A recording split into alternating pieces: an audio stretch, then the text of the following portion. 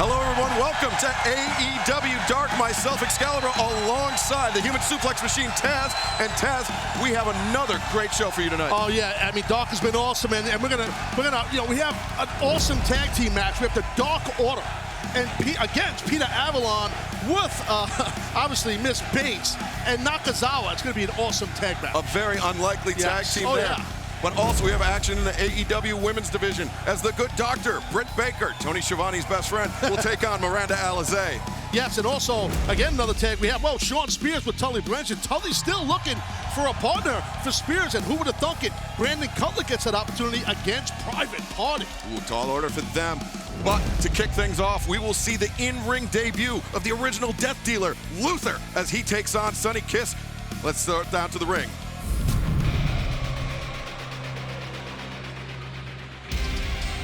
This contest is set for one fall with a 20-minute time limit. Introducing first, from the Kingdom of Nye, weighing 274 pounds, Luther. When you are the original Death Dealer, you know you're the OG of dealing out disaster, and that's exactly what we're looking at here in Luther. And Taz, Luther has been rampaging, we shall say, yes, all over Japan. One of the original deathmatch stars all the way back in IWA wrestling in Japan, in FMW. Yep. Luther, I remember him. Luther has quite literally carved out a reputation for himself. Sure has. He's a deranged individual. Just look at his face, look at the head, look at the size of his head, look at the eyes. He's out there, and he's been out there for years. He's a dangerous, dangerous individual, though.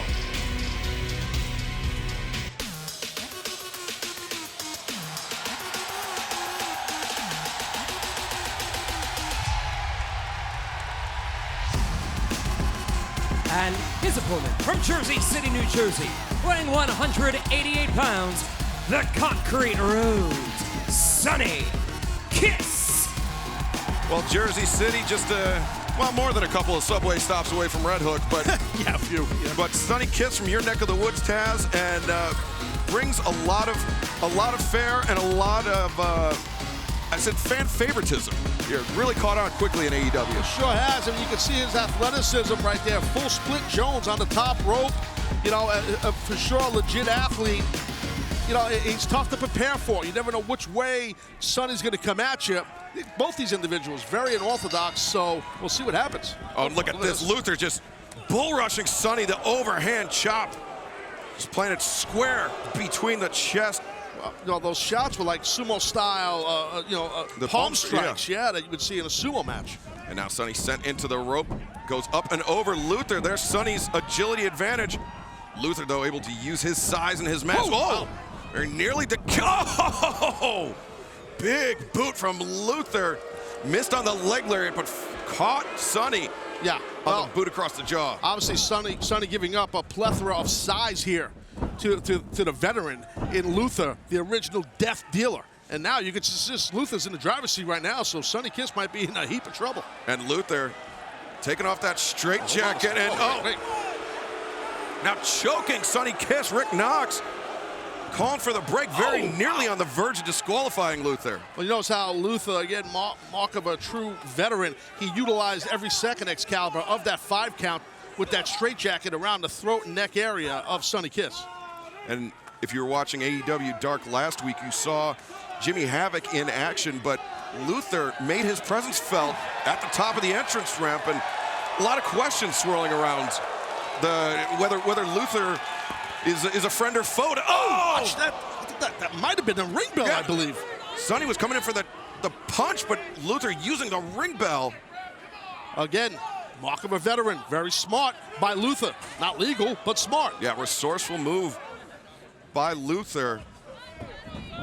If you were a doctor, I'd call that malpractice. Yeah. You see how, for such a large man, a large individual as Luther is, he keeps the pressure on his opponent. Again, that's a sign of someone who's a ring warrior, who's battle tested. Oh, nice snap suplex. Beautiful snap into a cover. 1, 2. Well done how he stepped into his opponent, drove his hips into his opponent. And floated over, just all in a single motion. Quickly he did. The in-ring instincts. Oh, well done again. Butterfly suplex. And now again, lateral press. We have 2 count. A nice back arch in that double underhook butterfly suplex did Luther. Sonny Kiss went flying. And just because Luther's a deathmatch legend, much like Jimmy Havoc, doesn't mean he doesn't know how to wrestle. Luther is, you know, he's been all over the world plying his trade. Oh, look at this. Sonny rolls him up. 1, 2. Luther able to break free. Not enough on that schoolboy. Oh, look, got caught. Sonny got caught. Maybe not. Wait. Goes through. Oh, inside cradle. 1, 2. No, Luther kicks free again. Sonny throws the boot. Oh! Lands on his feet, ducks the lariat attempt. Oh, but Luther's power is no match for Sonny Kiss. Yeah, like I said earlier in this match, Excalibur, I do think, and I alluded to it, I do think the experience factor for Luther is favoring him very well against Sonny Kiss right now. Luther hoisting Sonny up. Sonny, though, using that agility, floats over the top, drops all. Awesome stuff. Luther Kiss throws the line. Sonny comes around. Ooh! Series of boots. Step up Enziguri. The big man is staggered. Don't waste time, Sonny. Go for it. Go for it. There you go. The running kick into the split by Sonny Kiss. And that's just all extension, throwing his entire body weight into that boot across the jaw. Totally the concrete rose feeling the audience here, too, in Kansas City. Look at that. Oh, wow. Oh, Sonny was looking for the rapid kiss missile, but Luther caught him in the waist lock. Sonny. Oh, no. Oh, Sonny has Luther strung up across the middle rope. Yeah, Luther's stuck right there. Now, the X's and O's from Sonny Kiss. Cover. 1, 2, 2 count. Oh, good job right there by the concrete rose, Sonny Kiss, grabbing that hand that was near that bottom rope. But hey, you know, give some credit to Luther too, able to kick out. Luther able to weather the storm, but Sonny maybe looking to head up top, likes to do that splitting leg drop. Oh, he's up, he's facing the audience. Hurry up here, hurry up. Oh, moonsault lands on his feet to Sonny. Luther back up to his feet, charge. Oh, Luther had it scouted. After that back bridge, yeah, Luther just waited patiently and punched him right in the face. Yeah, Sonny is able to duck under a lariat attempt with that, but oh! Luther didn't have that one scouted, eats the high right roundhouse. Sonny Kiss going back now, it's on the second rope here. Goes for the tiaras. Oh, Luther puts on the brakes, and all power from Luther lays out the concrete rose with the power bomb. And now, well, Sonny Kiss he looks out. Look at this. Just digging it. The face lifter from Luther. Just rearranging Sonny Kiss's face. Oh my God. He's got the fish hooks in. He's biting him, he's tapping too. Sonny Kiss taps out Luther. Victorious here in his in-ring debut. Let him go, Luther. The original death dealer, dealing it for sure. Wait, now what? Havoc, Jimmy Havoc. We had mentioned this, what happened last week here on Dark Excalibur. And now Jimmy Havoc, not wasting any time. But look at this, looks like Luther wants no part of Jimmy Havoc. Two deranged individuals, but hey, that man right there, Luther, got himself out of harm's way potentially. I think it was smart what he did. Well, Taz, the plot continues to thicken here on AEW Dark. Well, let's throw it down to our colleagues, Tony Schiavone and Dasha. All right, thanks very much, guys. We are so excited about being one day away now from Revolution. But I want to ask you about Luther, first of all. You like this guy? What a cat. I am going to have nightmares for the rest of my life because of Luther, and I don't even want to look him straight in the eyes. If you look him straight in the eyes, you may turn to stone. But I know you're excited about Revolution. I'm so excited. I'm really hoping that we have some title changing wastes happening. I want to see, I'm putting it out there, okay. I want to see a new AEW World Champion. She's on the side of John Moxley. How about that? Very good, very good.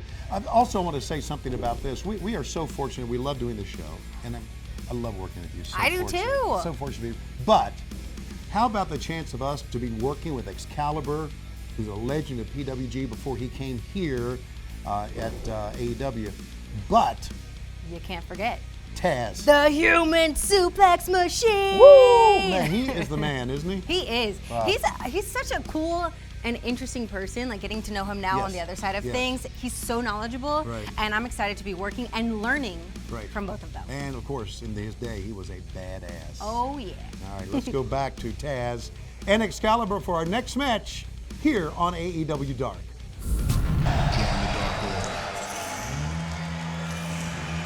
This is a tag team bout set for one fall with a 20-minute time limit. Introducing first, from the Keep, at a combined weight of 439 pounds, Stu Grayson, Evil Uno, Dark Order. Well, Taz, we heard from the Dark Order on Wednesday night at Dynamite. The Exalted One is near. We will soon find out the identity of this mysterious figurehead at the top of this organization. It's been seemingly forever. We're still waiting to find out who the Exalted One is. Who is this grand, high, exalted, mystic ruler? Who is it? And everyone keeps saying he. Maybe it's a she. Could be. Maybe it's a she. I heard you recently say he. Excalibur, I heard you say he. You're right. I heard you. And the Dark Order will be in action tomorrow night at Revolution against Frankie Kazarian, Scorpio Sky, SCU. And they said that they are going to send a message to Chris. You gotta lay out. Taz, he can shush me. You can't, man. Why? We're friends.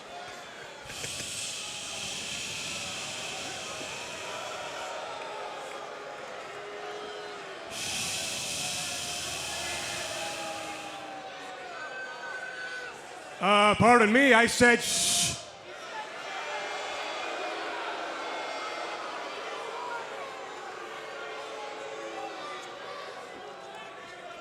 Kansas City, Missouri.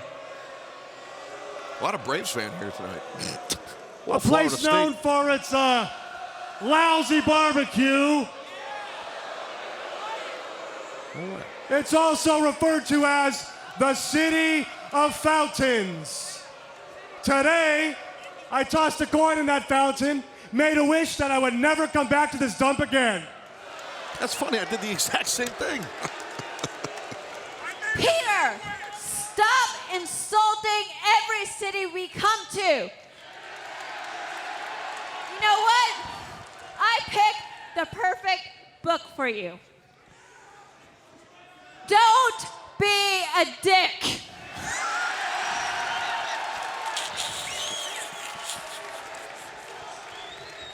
I think I read that in middle school.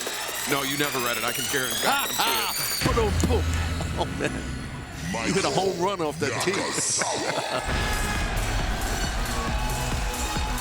And joining Peter Avalon, from Tokyo, Japan, weighing 203 pounds, Michael Nakazawa!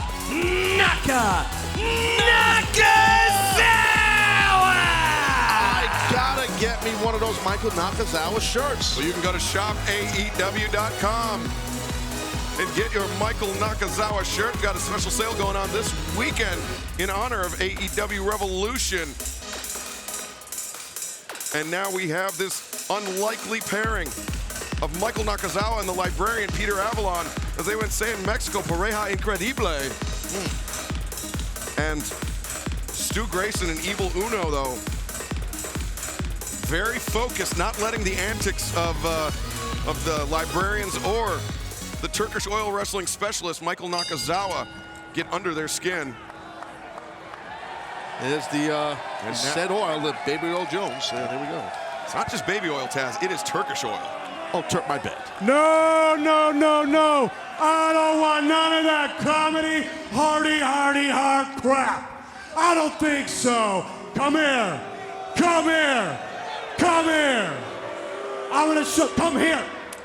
I'm gonna show you traditional wrestling. Just take punching, kicking, holds, all that stuff. You ready?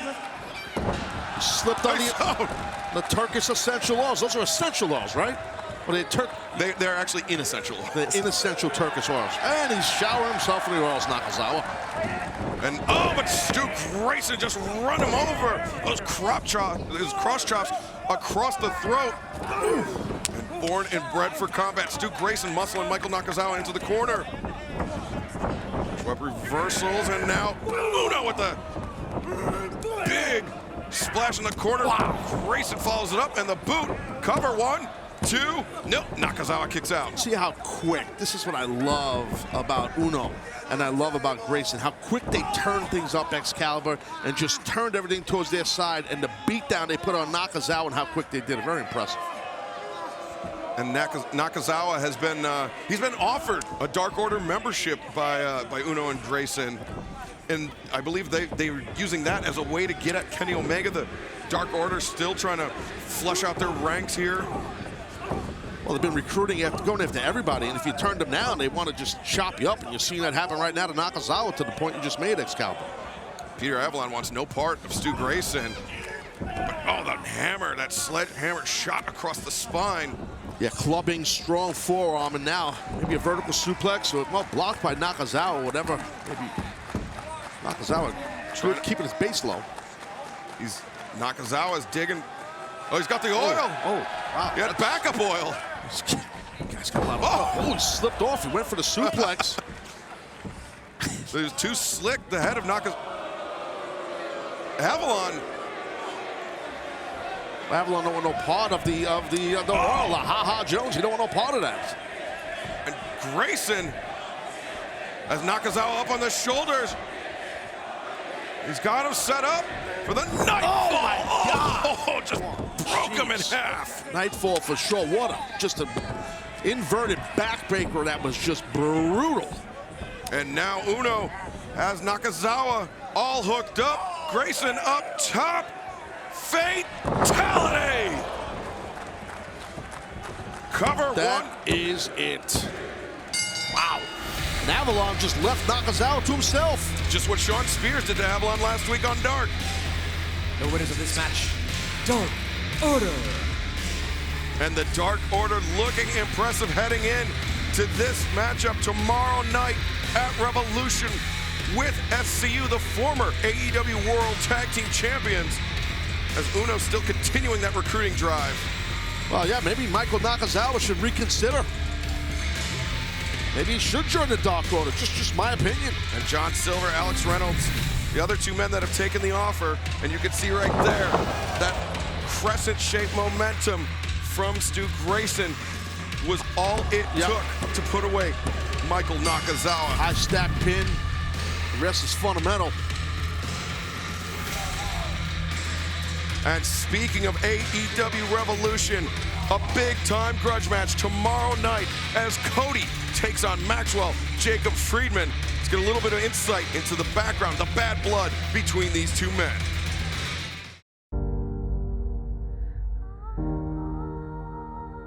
I mean, my relationship with Cody is so close just because he was the first person who really believed in me. I'm gonna be right there ringside with him. I'm gonna be cheering him on, I'm gonna be there for him. And come November 9th, history will be made and a legend will be born. He did what he thought was right. What are you gonna say? Oh, no! What the hell? You little bastard! What'd you do that for? Cody only wanted not to keep me under his wing, but to put me underneath his thumb. Your thumb ain't big enough to hold me down. All you need to do is name your price. Each and every one of us, we're waiting. I'm waiting. Let's do this. Stipulation number 1. I asked him to name his price. If you want a match with me, I cannot touch Max. Stipulation number 2. A solid steel cage.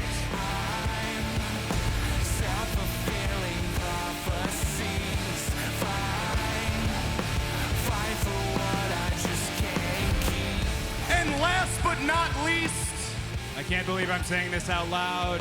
stipulation number 3. He wants to whip me. I accept.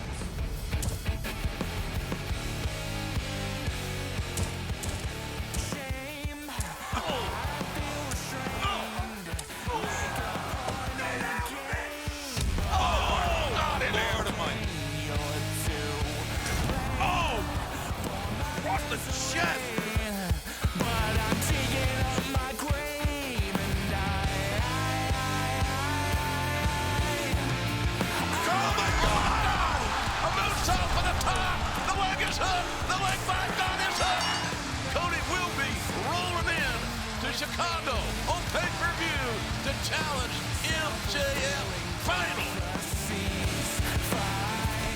Oh, God. What the hell? That son of a bitch. You hear the chants of Cody. He has this connection with the fans that is very rarely seen in pro wrestling.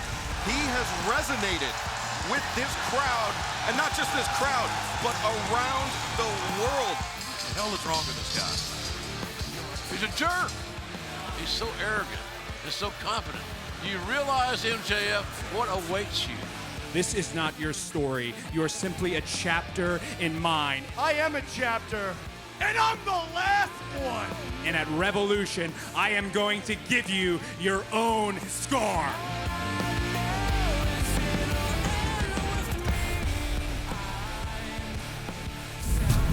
Okay, before we go to our next match, thanks a lot, guys. I want to let you know that tomorrow's event in Chicago, the Wintrust Arena, is sold out. Which is an amazing thing. Yes, it is. But you'll be able to see it only on pay-per-view. So make sure you check out the event on pay-per-view. So we're very excited about tomorrow night. But Dash and I now want to tell you where you'll be able to see AEW after Revolution. AEW Dynamite arrives in Denver this coming Wednesday. That's Wednesday, March 4th in Broomfield at the First Bank Center in Colorado. Dynamite debuts in Salt Lake City, Utah at the Maverick Center on Wednesday, March 11th. AEW will make its debut in the Empire State of New York at the Blue Cross Arena in Rochester. That'll be Wednesday, March 18th. The New York Metropolitan Tri-State Area debut of AEW Dynamite will happen in Newark, New Jersey at the Prudential Center on Wednesday, March 25th. Catch AEW Dynamite in Milwaukee. That's right, we're coming to Milwaukee at the UW Milwaukee Panther Arena in April. Wednesday, April 1st. It's April Fool's Day. That's no joke. St. Louis, get ready for AEW Dynamite live on Wednesday, April 8th at the Shavitz Arena. AEW Dynamite will return to Boston. That's right, we're back at the Agganis Arena at Boston University. Wednesday, April 15th, a night of AEW Dynamite. And AEW Dynamite also returns to Philadelphia on Wednesday, April 22nd at the LeCours Center.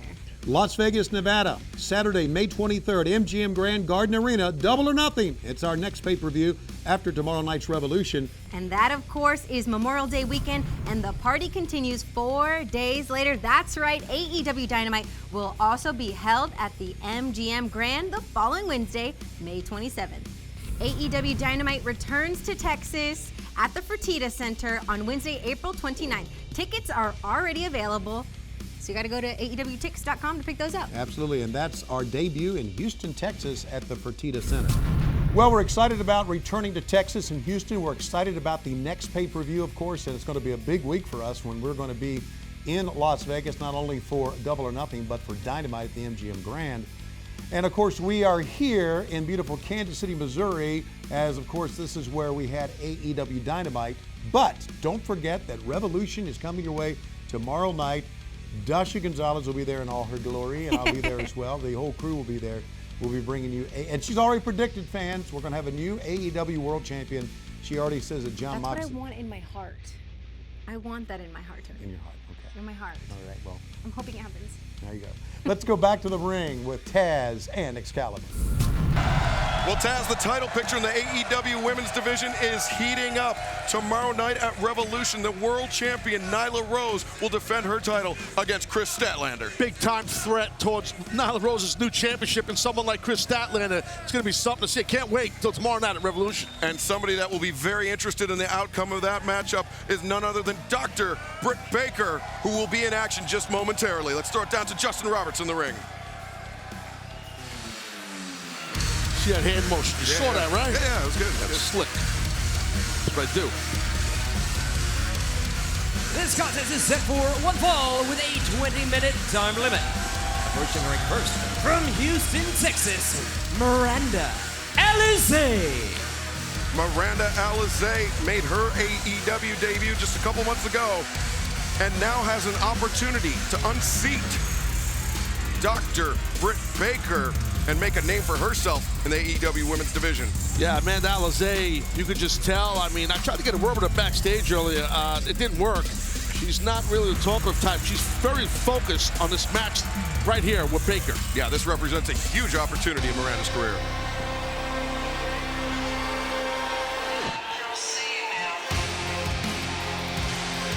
And her opponent, from Pittsburgh, Pennsylvania, Dr. Britt Baker, D.M.D.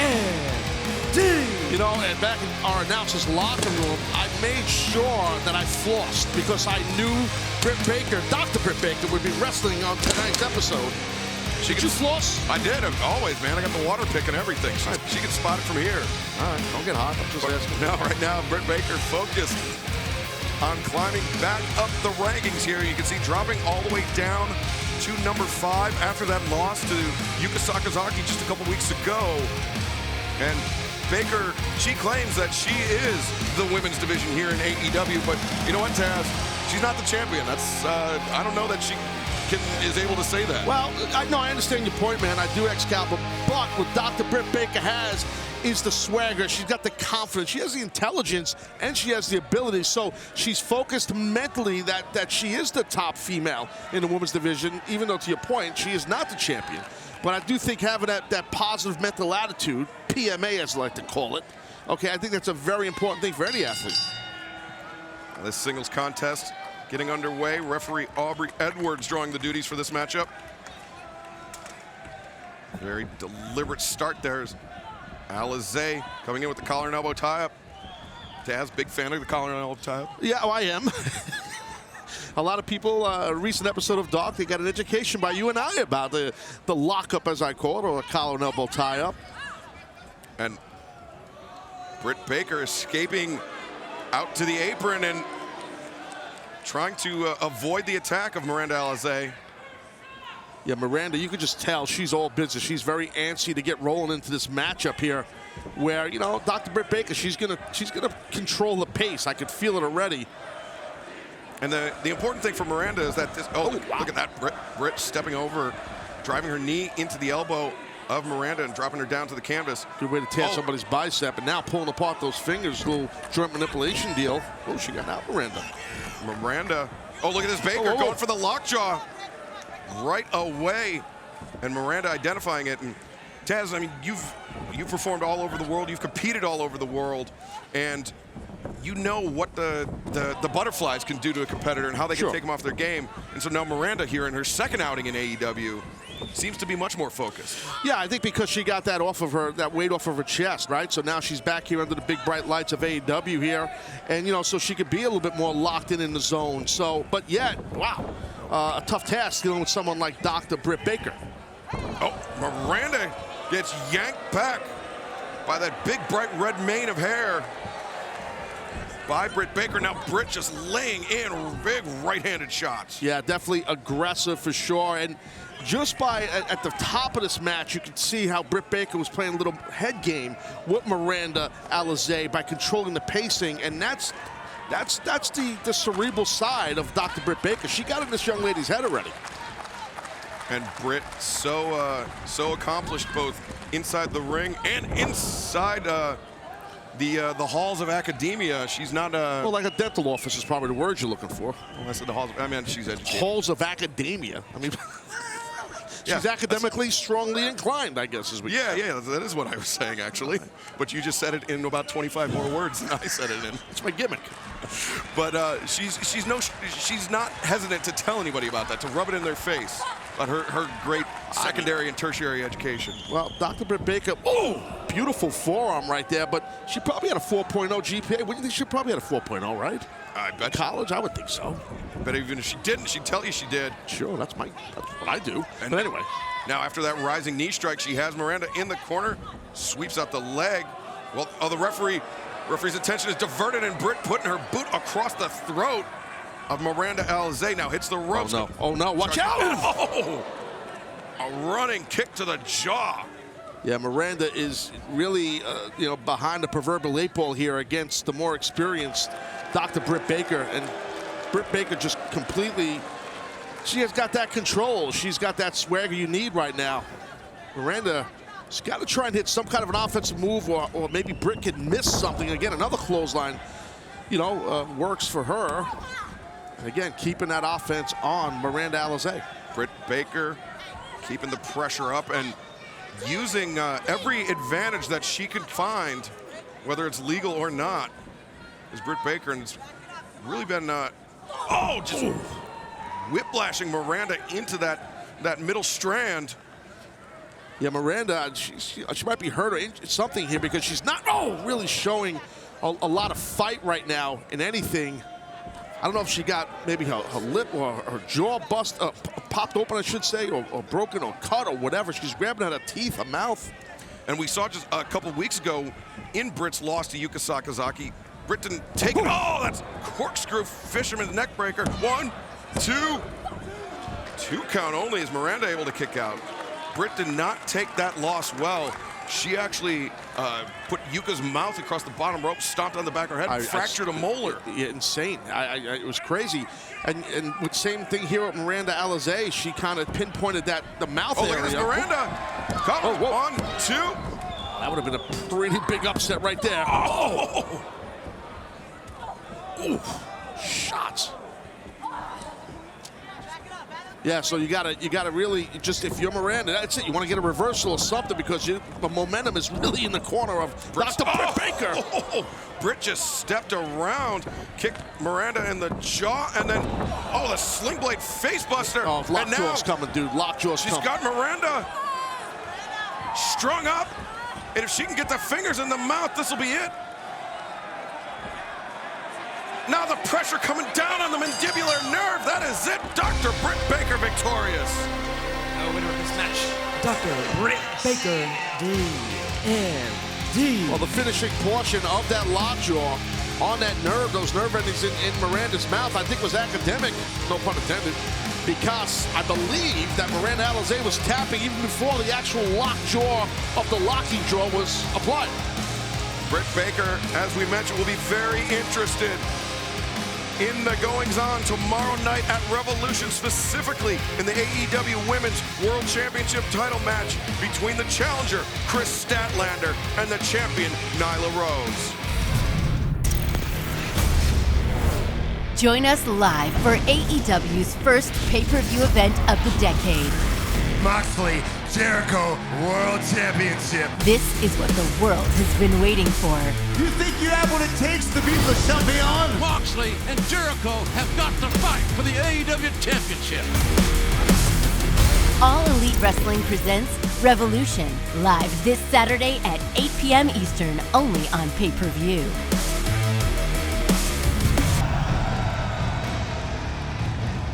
This is a tag team bout set for one fall with a 20-minute time limit.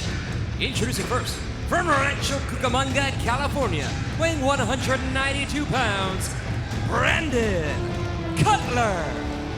Brandon Cutler thus far winless in all. Oh my God, that was a critical miss that he just rolled. What do you? It's like playing dice, right? That's a 20-sided die, polyhedral die. Yeah, often used in Dungeons and Dragons. And what do you get, a 17? No, he got a 1, I believe.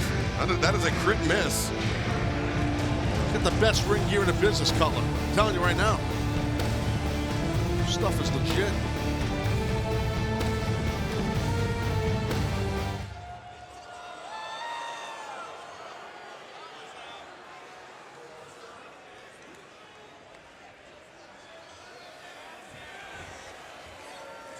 Taz, somebody didn't pay the electrical bill.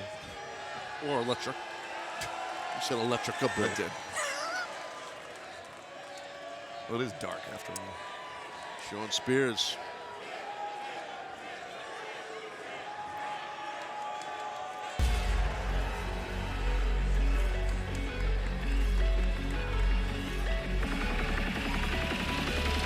Yeah. Play it loud. Yeah. I will not allow anybody. And his tag team partner, being accompanied to the ring by legendary Four Horsemen member Tully Blanchard. From Niagara Falls, Ontario, Canada, weighing 227 pounds, he is the self-proclaimed chairman of AEW, Sean Spears. Sean Spears and Tully Blanchard are still looking for a tag team partner and really finding an unlikely ally here tonight in Brandon Cutler. Yeah, no, I totally agree with you. Excalibur. His search has been going on for quite some time. And will Cutler be the magical ingredient, or will we see Shawn Spears leave him high and dry like we've seen him do so many other times?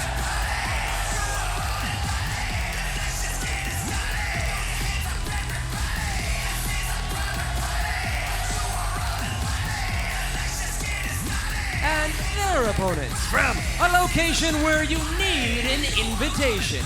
At a combined weight of 24 ounces of vodka cranberry, Isaiah Cassidy, Mark Quinn, Private Party! Oh, yeah. Love these guys. And you can see Atlas Security doing a great job. What he just did like a pat down. Yeah. Yeah, but it's part of the thing. Running line from Atlas is kind of part of the thing, right? I mean, he's part of the whole part of the deal. And Atlas does have those new shirts going to animal shelters. You can get one. It's awesome. Great thing. Give to your local ASPCA. No doubt about it. Private Party. And now Shawn Spears and Brandon Cutler set to take on Private Party. Private Party came out of the gates red hot, Taz. They defeated the Young Bucks in the first round of that AEW World Tag Team title tournament, but since then have struggled to keep up with those early expectations after that matchup. Well, that's I appreciate your honesty, and you're not wrong on that in regards to Private Party. But that happens a lot of times. You know that, you're a sports fan. You see it happens with teams in mainstream sports all the time. Teams get cold, or they go through, I don't want to say a losing streak. They're just not as hot as they were. I do think these two young men can turn it up sooner rather than later and get back in their winning ways. Isaiah Cassidy there in the center of the ring. Mark Quinn in the tails. Throw out some beads. It is Mardi Gras season. Yeah, but we're not we're not in New Orleans. No, we're not. We're in Kansas City. No, I know you know that. I'm just letting everybody else know that. Okay. I know you know that. Now Shawn Spears really wants no part of the antics. I saw a guy in the airport wearing the beads. I was leaving New York. I wanted to go up and say, dude, what are you doing? Take the beads off. Look like an idiot. Oh, Cassidy really hanging on to those beads for dear life. Maybe Cassidy was there because he's from New York too, as is Quinn. Maybe they saw the same guy and they got the beads. Maybe not. You think so? All right. Now Cassidy may have blown himself up there. But all joking aside, Tully Blanchard, his search for a tag team partner for Shawn Spears is thus far disappointing, to say the least. Well, they're just trying to find that right guy, that right person, Tully and Spears, and maybe it's someone like a Brendan Cutler. Brendan, he can go. Cutler, I can go in this ring here, so could be the guy. Both similar in height, Cutler and Spears. And Cutler. Oh, not so much love for young Mr. Cassidy there from Spears. Brandon Cutler has been in the sights of the Dark Order, who we saw in action earlier tonight. They have been trying to recruit him as a way to get to the Young Bucks to join their ranks. But right now, Cutler focused on the task ahead of him, and that is on Private Party. He takes the wrist of Isaiah Cassidy. Yeah, controlling that arm right, and maybe there you go, get yourself a hammerlock. Good job by Cutler. You got that 2-on-1 into the hammerlock. Notice how close he keeps his body. I know you know this, Excalibur, to his opponent to keep that pressure on that hammerlock. Oh, but there we see Cassidy creating distance. As he came down with an arm drag, leapfrog up and over the top. Cutler rolls through. Whoa. Ducks the lariat attempt off the back of Isaiah Cassidy. Cutler lands on his feet, throws the clothesline. Cassidy slides between the legs. Blind tag there as Mark Quinn came into the ring. Private Party Manhattan drops, step up enziguri. Cutler avoided it, avoids the sweep. And now double catch on the double boot attempt. Cutler comes through. Lariat, and now triple drop kicks. Standoff here. Good job by Cutler. Handling Private Party to it, as you said, Excalibur, straight standoff with that three-way drop kick that nobody got hit with nothing. That's why it's a three-way drop kick with three guys. Cutler able to stand toe-to-toe with Private Party. Shawn Spears and Tully Blanchard must be impressed by that. Well, you would imagine they're impressed by it. I don't know what impresses Tully Blanchard. Yeah, you saw Spears make that hand motion. Like, I don't think he wanted to see that kind of movement out of Brandon Cutler. So right out of the box, I don't think Spears was impressed with Cutler. Just yelled him. Spears doing a little player coaching there, yelling at Cutler while he keeps the pressure up on Mark Quinn. Look, Spears, he is kind of a throwback type of wrestler. You know, that's kind of his style. It's ground base. He's athletic as hell. Everything he hits is crisp. He doesn't miss much. You know, so he's just, but he does the basics strongly and properly. Look at this, Quinn leapfrog, or excuse me, catapulted out, top, and then Quinn comes in. Didn't catch the cover. Isaiah Cassidy is the legal man. And now Cassidy with the head of Sean Spears control, but Spears with a knee lift to the midsection and just tags straight out to Brandon Cutler. Yeah. I think Spears was so frustrated, he probably should have, you know, brought Cassidy towards his corner, but he got a little ticked off there. He's probably frustrated as well. I think he is. I don't think, it seems like that. Well, you said frustrated. Oh, I see. That's time for receipt. I got you. You got me bad. All right, no problem. We'll play this kind of game. We had a good couple of weeks. You knew it was gonna be over sooner or later. I got you. Now Brandon Cutler reversing the hammer throw into the corner. And the roundhouse catching Mark Quinn. Backdrop. And now, look at this. Quinn brought onto his own partner, Cutler. Flying elbow strike. Brandon Cutler really showing a lot here tonight. I'm telling you, Excalibur, Spears has got to be impressed, but Spears just tagged himself in and said, hey, Cutler, get on the apron. Spears identifying private part. Oh, there was a tag. Spears turned his attention away, but caught Isaiah Cassidy as he was entering the ring. And now laying in those southpaw shots.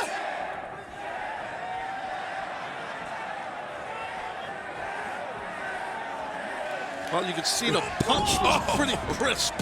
One of them. Great camera angle for Sean Spears' wife. Well, I'm just trying to pull the action, Excalibur, you know what I mean? Isaiah Cassidy, repeated elbow strikes, jacking the jaw of Sean Spears. Settling it down now. Cassidy trying to settle it down. Spears on roller skates. Cassidy walks into a spine buster. What emphasis on that one, Taz. Just drove Cassidy straight in the middle of the ring on the mat and now just chucks him out. The spine on the pine and now the body on the floor. Pinpointing that spine, as you just pointed out, the spine, Excalibur. Again, all of these moves and that last thing just right on top, that backbreak right on top, that side slip, I should say, on the apron. Sean Spears attempting to take out Isaiah Cassidy by targeting his back and doing a very, very good job. Isaiah Cassidy is in dire straits right here. Yeah, now Cutler tagged into this thing, and he kind of he didn't seem impressed, but he's kind of a little, you know, he doesn't want to take advantage. No. This is a difference in philosophies between Brandon Cutler and Sean Spears. He want to win the match. I understand Cutler's a good dude. I understand that. Oh, wow. A leaping leg drop across the ring. He covers. 1, 2. No, Cassidy able to kick out. Yeah, we've seen Cutler do that leg drop before. It's so damn impressive. Comes flying across the ring with that thing. Super athletic with those long limbs of his. Great job by Cutler. Yeah, typically a leg drop has an up and down motion. Correct. When Cutler does it, it's more of a lateral movement. Correct. It's like Long Dart Jones. Straight forward. Oh, look at that! Isaiah Cassidy springing off the bottom rope. Guillotines Cutler. And now Spears grabbing the shoe of Isaiah Cassidy. Yeah, Cassidy wants to get Quinn in the match. Quinn a little too quick. Spears can't catch him with a shot off the apron. Still can't reach. Cassidy can't reach Quinn. Cassidy trying to roll through. Oh, look at that, wrenching the arm. Got that big, strong grip on that right arm, now, left arm, I should say. Oh! Corkscrew into the enziguri. Both men down. Desperate need to make a tag. Yeah, turning point in the match right here for sure. Private Party, yeah, there you go, that's what you need. Mark Quinn enters the ring, comes over the top. Whoa, man. back-flipping kick to the crown of Spears' head, and the drop kick, inadvertently sending Spears over to the corner to tag in Cutler. Cutler had no problem coming in, just got himself a backdrop from Quinn.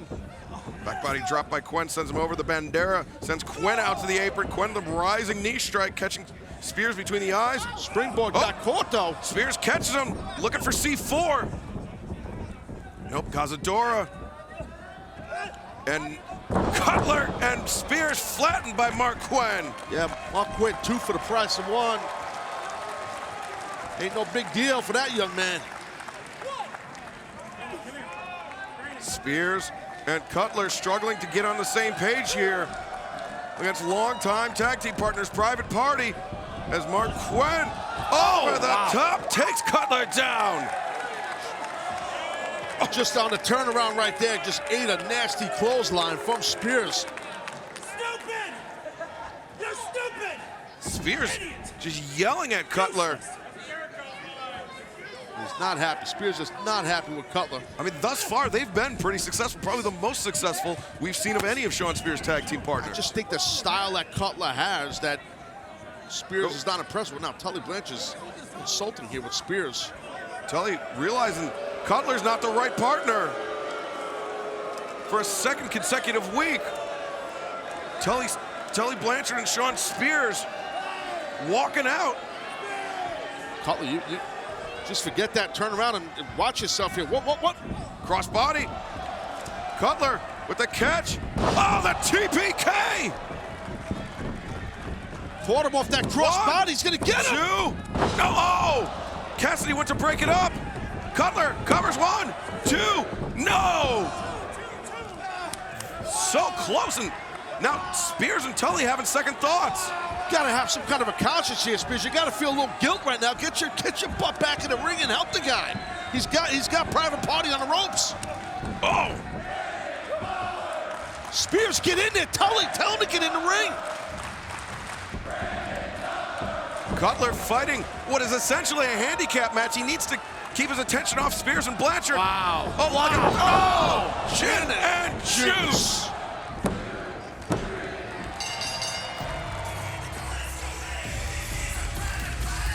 The winners of this match, Private Party. Brandon Cutler was diverting his attention from the task at hand to the 2 men standing at the top of the ramp, and it cost him, Taz. It sure did. Cutler had momentum going in a 2-on-1 situation against a legitimate tag team in Private Party. I thought for sure Tully was going to say to Spears, you know what, hell with it, get in there. It didn't happen. Can't blame Private Party. They're trying to get a victory. And then we see the gin and juice. That was the end of the night for Brandon Cutler. Private Party coming away with a big victory here. And they are going to be watching Revolution and the results of the tag team matchup very closely tomorrow night on pay-per-view, BR Live, and Fight TV. For myself, Excalibur, and Taz, we're going to send it to Tony and Dasha. Another edition of AEW Dark is in the books here from Kansas City, and the great matches we bring you only on Dark. But don't forget that we are coming your way tomorrow night for AEW Revolution on pay-per-view. It's sold out. The only way you can see it is on pay-per-view, and Dasha's already put it out there in the air that she wants a new world champion, Jon Moxley. Young Bucks have a chance tomorrow night to be new world tag team champions as well. Many people surprised that they have not yet won the tag team belts. You know, but that's the thing about the Young Bucks. They never give up. They're always gonna fight for what they want and what they deserve. And I'm really hoping that they actually make that dream of theirs come true and become tag team champions. Good seeing you again. Oh yeah. For the one and only Dasha Gonzalez, I'm Tony Schiavone, and of course for Taz, the human suplex machine, and Excalibur. We'll see you next time on AEW Dark.